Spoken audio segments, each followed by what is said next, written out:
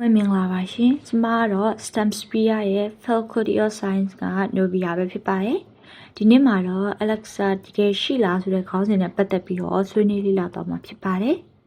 ။ Alexa အကြောင်းမပြောခင်လက်ရှိဆေးတွေအကြောင်းကိုအရင်ပြောပြရစီရှင်။လန်နာလေးတို့သိတဲ့အတိုင်းပဲလက်ရှိဆေးတွေမှာဆိုရင်တက်တန်းကုန်ဆုံးရဲ့ expire date ဆိုပြီးတော့ရှိပါတယ်။အကယ်၍တက်တန်းမကုန်ဆုံးမှုဆိုရင်ရောဘယ်တော့မှတနက်မကုန်တဲ့စီတစ်ခုထုတ်လုပ်နိုင်တယ်ဆိုတာတကယ်ဖြစ်နိုင်တယ်လို့ပြောရပါလိမ့်မယ်။ဟိုးရှိပဝေနတီကလေးကဒီဆေးကိုရှာဖွေနေကြဆဲဖြစ်ပေမဲ့အခုချိန်ဒီကိုဗဟေလိစံနေသေးပါပဲ။ဆိုတော့ဒီဆေးကအရေးကြီးလားပေါ့။အရေးကြီးပါတယ်။ဘာလို့လဲဆိုတော့လက်ရှိကမ္ဘာပေါ်မှာလူသန်းပေါင်းများစွာကအမျိုးမျိုးသောဆေးတွေကိုမျှဝဲနေကြရပါတယ်။ဒါပေမဲ့လည်းဆေးတွေကယောဂပေါင်းစုံကိုမကုသနိုင်သလိုတခါတည်းကုယုံနေလေတစ်သက်လုံးမပြောက်ခင်းနိုင်ပါဘူး။အဲ့တော့လူတွေကသူတို့မျှော်လင့်သလောက်အသက်တွေမရှိကြပဲတည်ကြရသလို expire ဖြစ်တဲ့ဆေးတွေကိုတောက်မိရင်လည်းအစိတ်အတောက်တွေဖြစ်စေနိုင်ပါတယ်။ဒါအပြင်ဆေးရုံတွေကလည်းနှစ်စဉ်တန်းနဲ့ချီတဲ့ဆေးတွေကိုစွန့်ပစ်နေကြရပါတယ်။နောက်ပြီးတော့ကျေးလက်ဒေသတွေမှာဆိုရင်ဆေးဝါးတွေရရှိဖို့ခက်ခဲသလိုရှိပြီးသားဆေးဝါးတွေကလည်းသူတို့ရဲ့အာနိသင်ကအများနဲ့ထက်မြက်နေဖို့ခက်ရင်ပါတယ်။အာကာသထဲမှာနေရတဲ့ NASA ကအာကာသယာဉ်မှုတွေအတွက်လည်းဆေးတွေက update မဖြစ်တာမို့လို့ expire မဖြစ်ဘူးလို့အာမခံလို့မရပါဘူး။ဒီတော့ Alexa ကိုလိုအပ်လာပါတယ်။ Alexa ကိုအခုခေတ်သိပ္ပံပညာရှင်တွေဓာတုဗေဒပညာရှင်တွေမဟုတ်ဘဲလေအရင်ကတည်းကဂမ်ဘီယာဆန်ဆန်ရှာဖွေခဲ့ပူးကြပါတယ်။ Alexa ကိုအလွယ်အသေးပဲဖွင့်ဆိုရမယ်ဆိုရင်တော့ Forever Lazy Medicines လို့ဖွင့်ဆိုလို့ရပါတယ်။အယံပြီးတန်ရဆိုရင်မြန်မာပြန်ကြည့်တဲ့အခါမှာတရားရှင်လုံးတက်ဆောက်စေအနာမျိုး96ပါပျောက်စေတဲ့ဆေးလို့တွေ့ရပါတယ်။ယနေ့ခေတ်မှာနီးပညာကလည်းအရှိန်အဟုန်နဲ့တိုးတက်လာတာမို့လို့ Nanobot တွေ AI နီးပညာတွေနဲ့ Synthesis Biology ကိုသုံးပြီးတော့လုပ်ဖို့ကြိုးစားနေကြပါတယ်။ဒီဗီဒီယိုလေးမှာတော့ကျမကဆေးတွေဘာကြောင့်တက်တန်းကုန်တာလဲ Alexa ဖြစ်ဖို့သိပ္ပံအရာဘယ်လောက်ထိဖြစ်နိုင်ရရှိနေပြီလဲနဲ့ Alexa ဖြစ်လာခဲ့ရင်ဘယ်လောက်သက်ရောက်မှုတွေရှိလာမလဲဆိုတာကိုပြောပြပေးသွားမှာဖြစ်ပါတယ်။ဘာကြောင့်တက်တန်းကုန်တာပါလဲ။ဆေးဆိုတာကကျမတို့ယောဂတွေကိုကုသဖို့အတွက်အမျိုးမျိုးသောပုံစံတွေနဲ့ထွင်းထားတဲ့ပစ္စည်းတွေပါ။တောက်ဆေးအတောင်တောက်ဆေးအရည်လိမ့်ဆေးရှူဆေးအမျိုးမျိုးရှိနိုင်ပါတယ်။ကျမရှိမှပြောခဲ့သလိုပဲဆေးတိုင်းကထာဝရအာနိသင်ရှိတာမဟုတ်ပါဘူး။ကြာချိန်အနေများပုံမူတည်ပြီးတော့တစ်ချိန်ချိန်မှာတော့တက်တန်းကုန်သွားကြရမှာဖြစ်ပါတယ်။တစ်လ3လ6လကနေစပြီးတော့တစ်နှစ်3နှစ်6နှစ်စသဖြင့်အကွက်ပြောင်းမှုအနေများလည်းရှိကောင်းရှိနိုင်ပါတယ်ဘလို့ပဲဖြစ်ဖြစ် expire ဖြစ်ကြရတာဖြစ်ပြီးတော့ expire ဖြစ်စေတဲ့အဓိကအချက်3ချက်ရှိပါတယ်။နံပါတ်1အချက်ကတော့ဓာတုပစ္စည်းတွေမတည်ငြိမ်မဲ့ပြိုကွဲကြတာဖြစ်ပါတယ်။ဆေးအများစုရဲ့အဓိကပါဝင်ပစ္စည်းတွေက active chemical အာနိသင်ရှိတဲ့ဓာတုပစ္စည်းတွေဖြစ်ပါတယ်။အဲ့ဒီ chemical တွေရဲ့အဓိကလုပ်ငန်းဆောင်တာကပိုးမွှားတွေကိုတိုက်ခိုက်ဖို့ဒဏ်ရာတွေကိုသက်သာစေဖို့ယောဂတွေကိုသက်သာစေဖို့ပဲဖြစ်ပါတယ်။ဒါပေမဲ့ chemical ရဲ့သဘောအရအချိန်ကာလကြာရှည်လာတဲ့အခါမှာဆိုရင် molecule တွေပြိုကွဲကုန်ပြီးတော့အရင်ကားလောက်အာနိသင်မထက်တော့ပါဘူး။ဥပမာအနေနဲ့ဆိုရင်ကျမတို့အသုံးများကြတဲ့ aspirin လို့ခေါ်တဲ့အကိုက်ခဲပျောက်စေးရဆိုရင်လေတူတဲ့ကရေကိုးရင်ငွေတွေကိုမတိမတာစုပ်ယူရင်းနဲ့နောက်ဆုံးမှဆိုရင် molecule တွေပြိုကွဲသွားပြီးတော့ vinegar နဲ့ရတဲ့ acetic acid အဖြစ်ပြောင်းပြီးတော့အာနိသင်ပျောက်သွားပါတယ်။နောက်ထပ်ဥပမာကတော့amoxicillin လို့ပရိစီဝါဆေး antibiotics တရားဆိုရင်အလင်းဒါမှမဟုတ်အပူတွေနဲ့ထိတွေ့လိုက်မယ်ဆိုရင် molecule တွေပြိုကွဲပြီးတော့အစွမ်းမထက်တော့ဘဲနဲ့ယောဂပိုးတွေကိုကုသလို့မရတော့ပါဘူး။နံပါတ်2အချက်ကတော့အနုဇီဝပိုးမွှားတွေပေါက်ဖွားလာတာဖြစ်ပါတယ်။တချို့ဆေးဝါးတွေကအထိမကန်ရွှေပကံလို့ပြောရလောက်အောင်ကို fragile ဖြစ်လို့ပါတယ်။ဆေးရွက်တွေဖြစ်တဲ့မျက်စင်းတွေ serious တွေနဲ့ယောဂကာကွယ်ဆေး vaccine တွေဟာသူတို့ကိုစနစ်တကျတေချာမထားဘူးဆိုရင်ဘက်တီးရီးယားတွေပေါက်ဖွားဖို့နေရာကောင်းဖြစ်လာနိုင်ပါတယ်။2012တုန်းကအမေရိကန်ပြည်ထောင်စုမှာ steroid တွေစုပြုံတဲ့ဆေးထိုးမှုကြောင့်သေစေနိုင်တဲ့မှုကြောင့်ဖြစ်တဲ့အုံနောက်အမေးပါးရောင်တဲ့ယောဂကိုလူ900လောက်ကူးစက်ခဲ့ပါတယ်။ expire ဖြစ်တဲ့ insulin တွေကလည်းဘက်တီးရီးယားတွေပေါက်ဖွားစေနိုင်တဲ့အတွက်စီးကျိုယောဂရှိသူတွေတောက်သုံးဖို့မသင့်တော့ပါဘူး။နောက်ဆုံးတစ်ချက်ကတော့ oxidation လို့ခေါ်တဲ့ဓာတ်တိုးခြင်းပဲဖြစ်ပါတယ်။လန်နာလေးတို့တတိမထားမိပေမဲ့အောက်ဆီဂျင်ကလည်းဆေးဝါးတွေကိုဖျက်ဆီးပစ်နိုင်ပါတယ်။ oxidation ဖြစ်စဉ်ဖြစ်ရင်တချို့သောဆေးဝါးတွေကအောက်ဆီဂျင်နဲ့ဓာတ်ပြုပြီးတော့မြန်မြန်ပျက်စီးပါတယ်။တနည်းအားဖြင့်သက်တမ်းကုန်မြန်ပါတယ်။ဥပမာအနေနဲ့ vitamin C ပါဝင်တဲ့ပစ္စည်းတွေက oxidize ဖြစ်ရင်အဝါရောင်ပြောင်းသွားပြီးတော့သူ့ရဲ့အကျိုးကျေးဇူးတွေလျော့ကျစေပါတယ်။တို့ရှေ့မှာဆေးတွေဘာကြောင့်သက်တမ်းကုန်တာလဲဆိုတာကိုလေ့လာပြီးပြီဆိုတော့ဒီတစ်ခါမှာ Alexa ဘယ်လိုထုတ်လုပ်ကြမလဲဆိုတာကိုပြောကြတာပေါ့ရှင်။ဒီနေရာမှာ scientifically အရာ Alexa ကိုဘယ်တော့မှမပျက်စီးစေတဲ့ဆေးဘယ်တော့မှအန္တရာယ်မဖြစ်စေတဲ့ဆေးဆိုပြီးတော့သတ်မှတ်လို့ရပါတယ်။ Less forever medicine လို့လည်းမှတ်ယူလို့ရတာပေါ့ရှင်။ကျမတို့တစ်ခုချင်းစီကနေပြီးတော့ချင်းကပ်ကြည့်ကြရအောင်။ပထမတစ်နည်းကတော့ super stable drug molecule ပါ engineering industrial medicine လို့လည်းတချို့ကခေါ်ကြလေ့ရှိပါတယ်။လက်ရှိမှာအပူချိန်ဆိုထိုင်းစအောက်ဆီဂျင်တို့နဲ့ထိတွေ့လိုက်တဲ့အခါ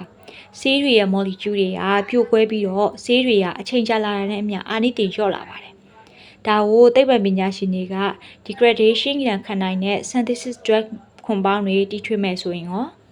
ရတာပေါ့။ပြီးတော့အပူဆိုထိုင်းစနဲ့အောက်ဆီဂျင်တန်ခံနိုင်တဲ့ဘက်တီးရီးယားတွေမဝင်နိုင်တော့တဲ့တိကျပုံတွေနဲ့ဆေးဝါးတွေကိုလည်းတီထွင်လို့ရပါတယ်။2022ခုနှစ်တုန်းကသုတေသနပညာရှင်တွေကပြုပြင်ထားတဲ့ပဋိစုပါဆေးတစ်ခုကိုအောင်မြင်စွာစမ်းသပ်နိုင်ခဲ့ပါတယ်။အဲ့ဒီဆေးရဆိုရင်ဆိုထိုင်းတဲ့အခြေအနေမှာတောင်မှမပျက်စီးတာကိုတွေ့ရပါတယ်။ဒါအပြင်မပြုပြင်ခင်ကမူလဟာတွေထက်သူက2ဆသက်တမ်းခိုင်နေတာကိုလည်းတွေ့ရပါတယ်။နောက်တစ်ခုကတော့စမ်းသပ်နေကြတယ်ပါ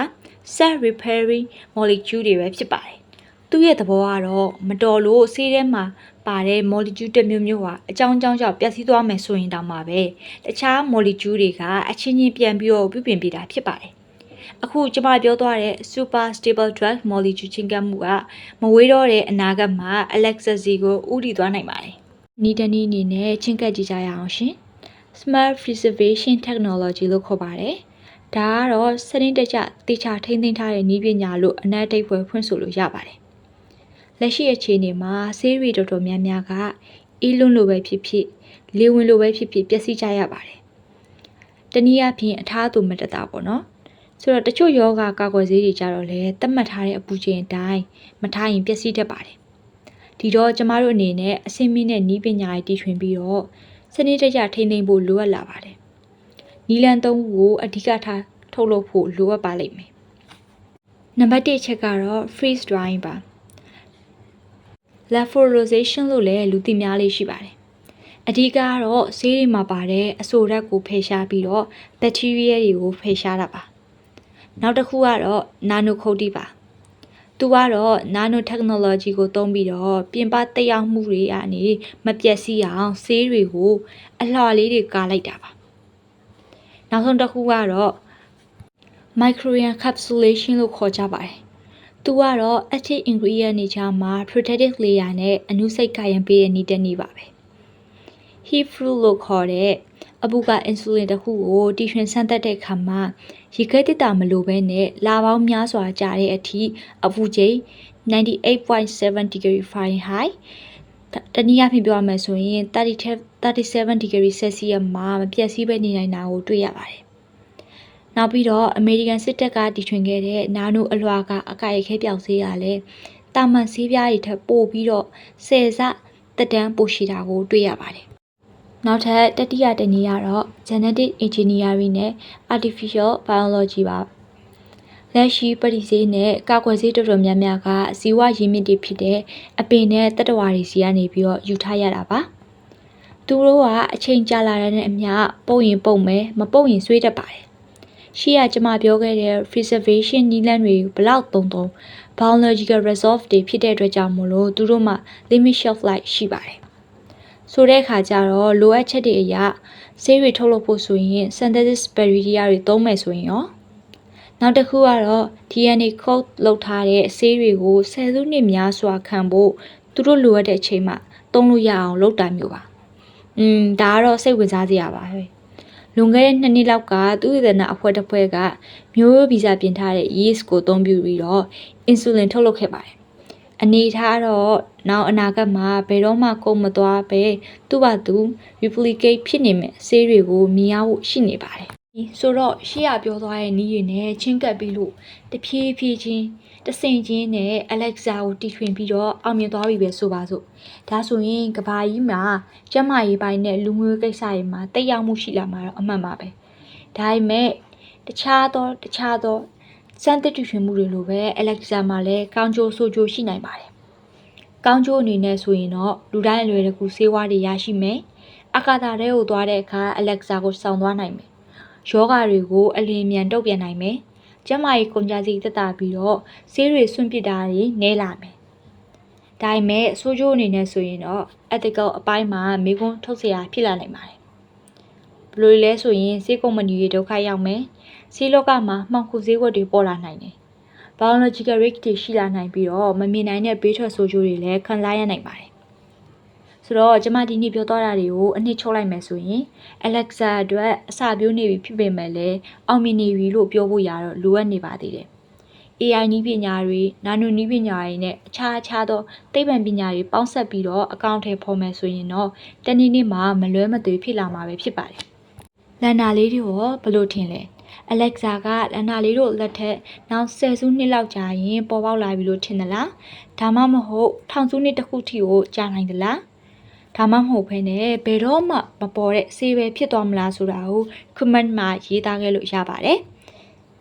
နားထောင်ပေးတဲ့လန်နာလေးတို့အားလုံးကို Stan Spear ရဲ့ခိုးစားအထူးကျေးဇူးတင်ရှိပါတယ်ရှင်